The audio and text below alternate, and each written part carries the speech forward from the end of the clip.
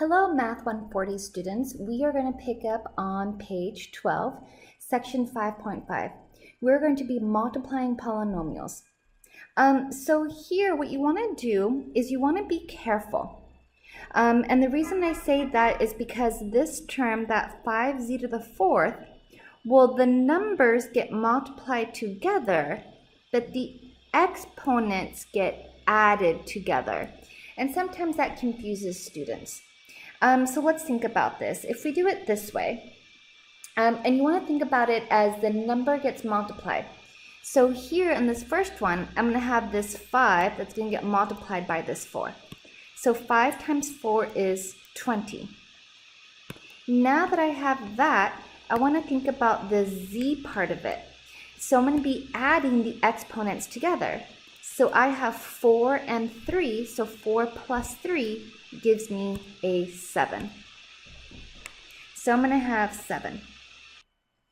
So you always want to make sure that you add the exponents and multiply the numbers together.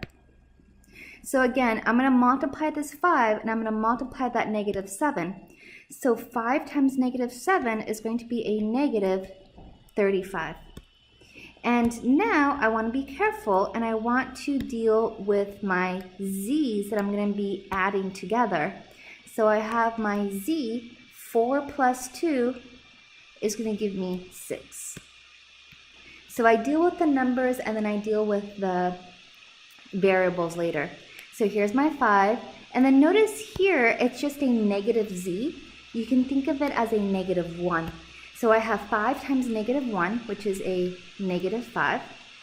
And now I want to think about the z part of it. So I'm going to have my z4 and this z.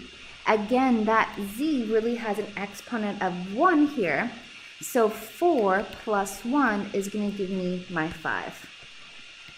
And now the last thing I'm going to do is this whole thing times my 8. So again, 5 times 8 is going to give me a positive 40, and I have my z to the 4th power. So this is going to be my final answer. Now, let's look at number 2. So for number 2, what makes it really difficult, or not difficult, but different than number 1, is that I have a lot more things that I'm going to be multiplying together. So since I have more things that I have to keep track of, at least for myself, it helps me if I were to make a chart. So I'm just going to go ahead and write this out. So I have my 4t squared. I have a 6t. And I have a negative 5. Now, so I just wrote down this polynomial going across. Now, I'm going to write this polynomial going down. So I have my t squared. I have a negative 2/3 t. And this last one, I have a negative 4.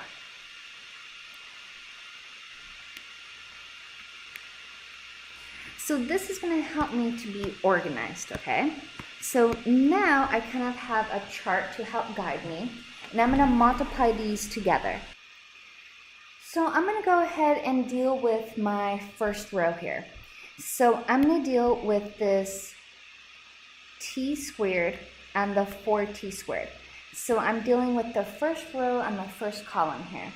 So I'm going to have a 4t. And remember, I have my t squared and t squared, so 2 plus 2 is going to give me my 4. Now, I'm going to deal with this one.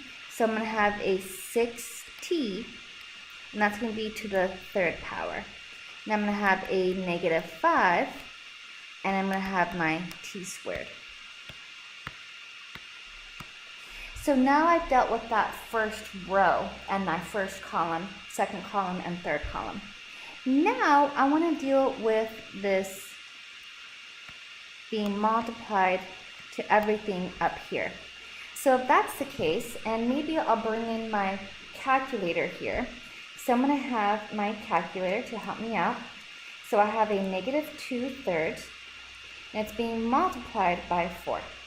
So negative 2/3 times 4 is a negative 8/3, and I have t to the 3rd power. Now I'm going to take that fraction again, so that negative 2/3, and it's going to get multiplied by 6. So that gives me a negative 4, and I have t1 and t1, so that gives me a t squared.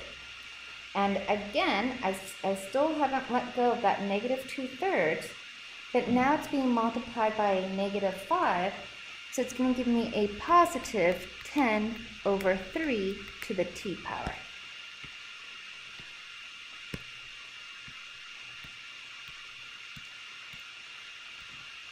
So now I'm going to deal with my last one here. That's going to get multiplied to everything up here. So negative 4 times 4 is a negative 16, and I have my t squared. Negative 4 times 6 is a negative 24, and I have my t. And negative 4 times negative 5 is going to give me my positive 20. So now I've multiplied everything together that I needed.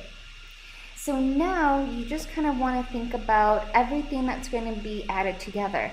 So I have my t to the 3rd powers here, and I have my t squares along that diagonal, and I have my t's along here. So I can see that that 4 to the 4, it doesn't combine with anybody. So I have my 4t to the 4.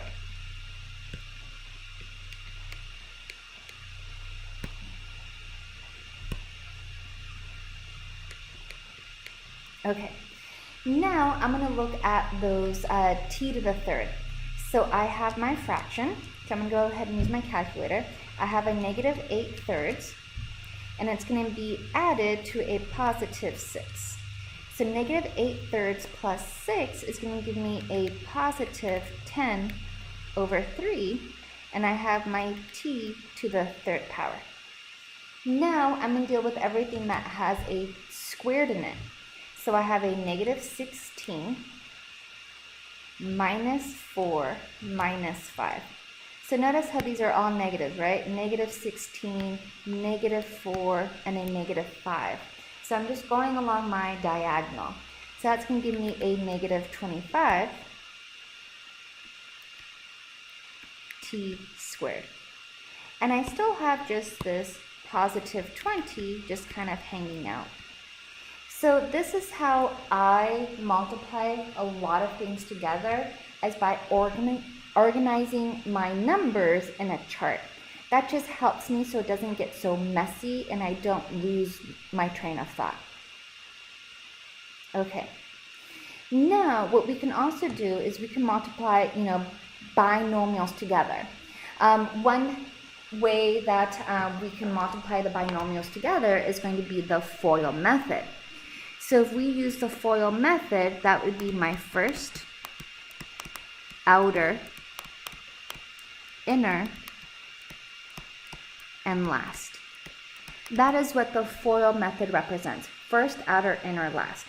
So if I have p plus 5 times p minus 2, I'm just going to rewrite it, right? So I have my p plus 5 and my p minus 2. So if I'm dealing with my first, that would be f, my first, p times p. So p times p is going to give me a p squared. Now I'm going to deal with the outer. That's going to be the outside. So here is going to be my outer. So I have a negative 2p. Now I'm going to deal with my inner. Well, if I work with my inner, that would be my inner. So that's p times 5, so that's going to be a positive 5p. And then the very last thing, L, is going to be the things that are in the last of the parentheses. So I have 5 times negative 2, which is a negative 10. So now that I have that, I know that I can go ahead and add those two together. So I still have my p squared, but now negative 2 plus 5 would give me a positive 3p minus 10. So my answer here is p squared plus 3p minus 10. Okay. So again, I'm going to go ahead and do this first, outer, inner, last. And now I'm just going to go a little bit faster. So now I'm going to have, my first. So that's going to give me a 4r squared. Now I'm going to go with my outer, so that's going to be a negative 4r. I'm going to go with my inner, so that's a negative 3r. And then I have my last, which is going to be a positive 3. So again, I want to go ahead and combine those first two. So 4r squared and negative 4 minus 3 is a negative 7. So I would have my negative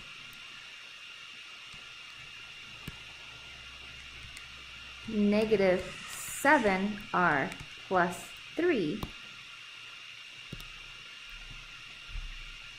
as my final answer. So hopefully you guys are getting used to this whole FOIL stuff.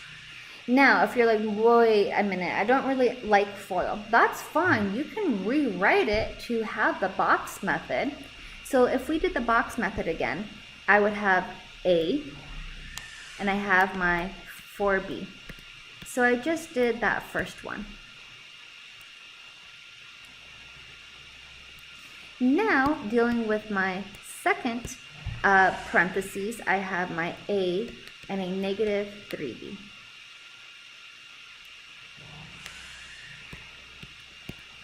So now, if I were to multiply everything together, A times A is A squared, and I have 4AB. Down below, I have a negative 3AB, and negative 3 times 4 would be a negative 12, and I have my B squared. So it looks like the only thing that matches here is that AB, which is going to be my diagonal. So I have A squared, and negative 3 plus 4 would be a positive 1AB, and I still have that negative 12B squared. So I just wanted to show you that you could do FOIL, or you can do this box method where you put it in a chart, and that's totally fine as well. It really is student's choice. So whatever you feel more comfortable with, if you like the chart, do the chart. If you like the FOIL, do the FOIL. So let's say we were to do the FOIL here in part D. Well, if I were to do, So if I were to do the FOIL here, I would have my 6xy. Then I would have my positive 10x, my inner, which is 9 times 3, which is a positive 27y, and then my last, which is 9 times 5, which is a positive 45.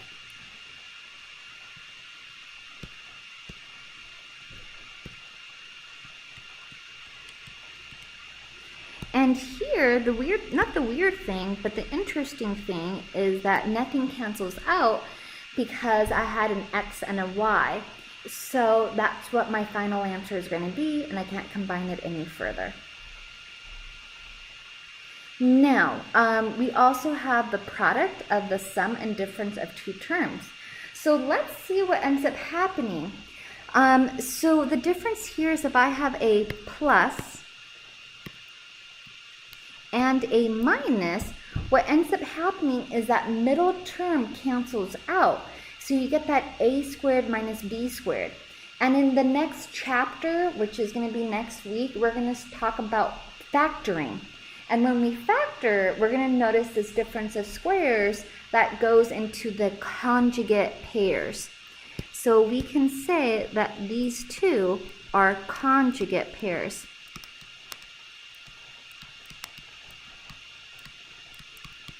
And that's why the middle term cancels out.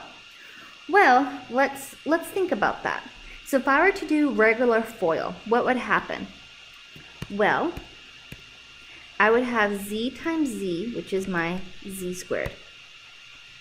I would have a negative 9z.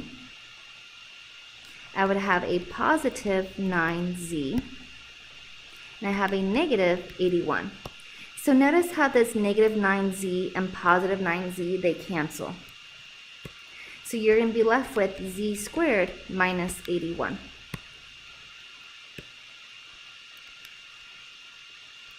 So the point of this is to show you that yes, you could just multiply so that you have your first, your outer, your inner, and your last. But if you have these conjugate pairs, the cool thing is that your outer and your inner, they're going to cancel out. So if they're going to cancel out, the only thing you have to worry about is your first and your last because they are conjugate pairs. So notice how number 2, again, I have these conjugate pairs. So let's think about this. I'm just going to do my first, which is my k squared. Now I'm going to do my last, which is 7 times negative 7, so that's a negative 49. So that's as far as I need to go because I know that the outer and the inner, the two middle terms, will cancel. I would have a positive 7k and a negative 7k. So it's just supposed to be kind of like a shortcut or an observation. So that way you guys know that you don't have to multiply everything all out once you know that you have your conjugate pairs. So again, for number 3, we have our conjugate pairs. So I'm going to do the first, which would be a positive 64. And I'm going to do my last, which is a negative p squared. So for number 4, I have conjugate pairs. So I have a 9c squared.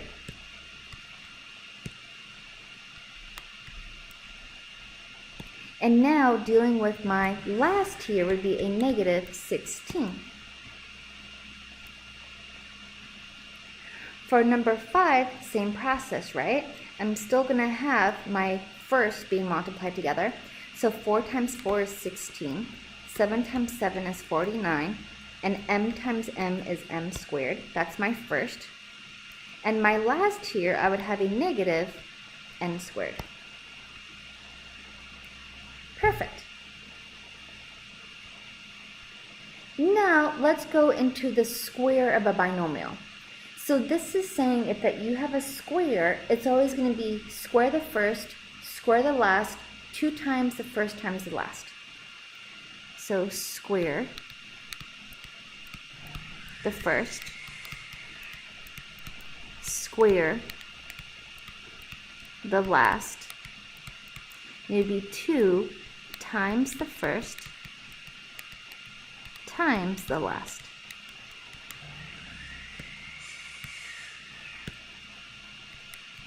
Okay, so square the first, square the last, 2 times the first times the last. So that kind of gives you the square of the binomial. And if you're like, whoa, that doesn't make any sense to me, I just want to do the regular way, that's fine. So here, remember, this square, that 2 as an exponent, it's really telling you that you have 2 sets of parentheses. So you have r plus 10 times r plus 10. So if I were to FOIL this out, I would have an r squared, a 10r plus 10r plus 100. And again, you would just go ahead and combine these two middle terms so you get r squared plus 20r plus 100. So again, you can see that it was just square the first, square the last, and it'd be 2 times the first, which is 10, times the last. Okay, so let's think about this here. So let's try this square the first. So if I were to square the first. So the first here that we're talking about would be here. That's the first, h. So the first would be my h squared. Now I'm going to square the last. Well, the last thing that I have here is a -1. So if I were to square -1, it would give me a +1.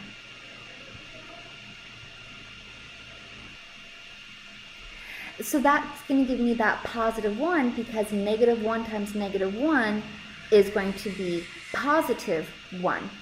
Now let's go with 2 times the first, and remember the first is h, times the last, and the last here is 1. So that's going to give me a 2 times h times 1, which would just be 2h. So now when I rewrite it, I would have my h squared plus 2h plus 1.